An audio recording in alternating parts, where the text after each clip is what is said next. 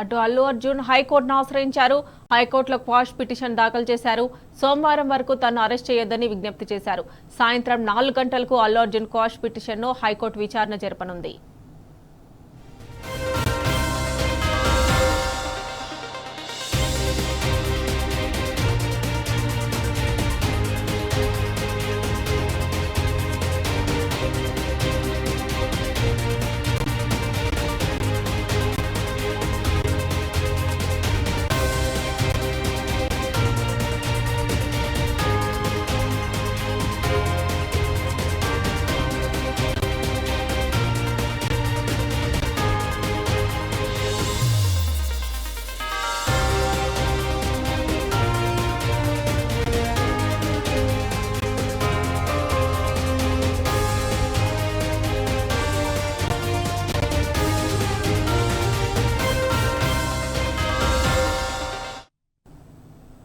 అటు అల్లు అర్జున్ హైకోర్టును ఆశ్రయించారు. హైకోర్టులో క్వాష్ పిటిషన్ దాఖలు చేశారు.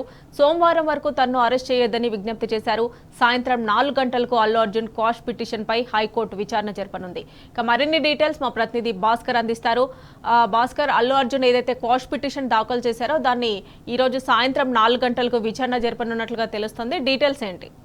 ముందుగా 2:30కు విచారణ 2:30కు కోర్టు వాయిదా వేసింది. కానీ 2:30 కాదు 4:30కు విచారిస్తామని విచారించమని రిక్వెస్ట్ చేసినటువంటి నేపథ్యంలో 4:30కి వాయిదా పడింది. మరి కాసేపట్లో ఇప్పుడు నాంపల్లి మనం చేరుకున్నాం. మరి కాసేపట్లో అల్లు అర్జున్ గాంధీ ఆసుపత్రిలో వైద్యులు చేస్తున్న చేరుకునే అవకాశం కనిపిస్తోంది. ఇక్కడ నుంచి ఆయనకు 14 రోజుల రిమాండ్ విధించే అవకాశం అయితే కనిపిస్తోంది. పూర్తిగా నాంపల్లి కోర్టు పరిసర ప్రాంతాలను పోలీసులు పరిధిలోకి తీసుకున్నారు.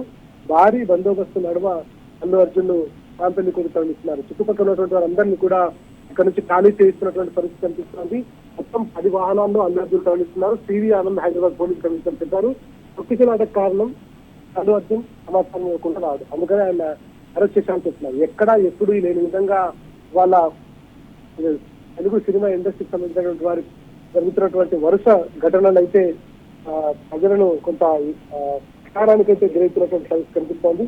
ఈ నేపథ్యంలో బీఆర్ఎస్ వర్కింగ్ ప్రెసిడెంట్ కేటీఆర్ కూడా కొంచెం క్రితం ట్విట్టర్ ద్వారా తన అభిప్రాయాన్ని వెల్లడించారు. ఈ ఇన్సిడెంట్ కి సంబంధించి జాతీయ అవార్డు గ్రహీత అల్లు అర్జున్ అరెస్ట్ చేయడం పాలకుల అభివృద్ధికు పరాకాష్ట అని కేటీఆర్ చెప్పారు. తొక్కిసలాట బాధితుల పట్ల నాకు పూర్తిగా సానుభూతి ఉంది, కానీ నిజంగా ఎవరు విఫలమయ్యారు? అల్లు అర్జున్ సాధారణ నేరస్తుడిగా భావించి ఎలా చేస్తారు? ప్రభుత్వం ఇలా ప్రవర్తించడం సరికాదు అంటూ తీవ్రంగా ఖండిస్తూ ఆయన ట్విట్టర్ ద్వారా తన అభిప్రాయం చెప్పుకొచ్చారు. మరి కాసేపట్లో చిరంజీవి మెగాస్టార్ చిరంజీవి గాంధీ ఆసుపత్రి బయలుదేరి కానీ ఆయన అక్కడ నుండి నాంపల్లి కోర్టుకు వస్తున్నట్టుగా సమాచారం ఉంది. నాంపల్లి కోర్టుకు వచ్చిన తర్వాత ఇక్కడ న్యాయవాదుల సమక్షంలో కోర్టులో ప్రొడ్యూస్ చేసిన తర్వాత ఇక్కడ కోర్టు ఎట్లాంటి ఆర్డర్ తీసుకునేటువంటి చూడాల్సినటువంటి అవసరం కనిపిస్తుంది. ఆ తర్వాత కుటుంబ సభ్యులతో కలిసిన తర్వాత ఆయనను చెర్లపల్లి కానీ చెంచర్గూడ కానీ తరలించే అవకాశం అయితే చాలా స్పష్టంగా కనిపిస్తా ఉంది. Right Bhaskar, thanks for updates.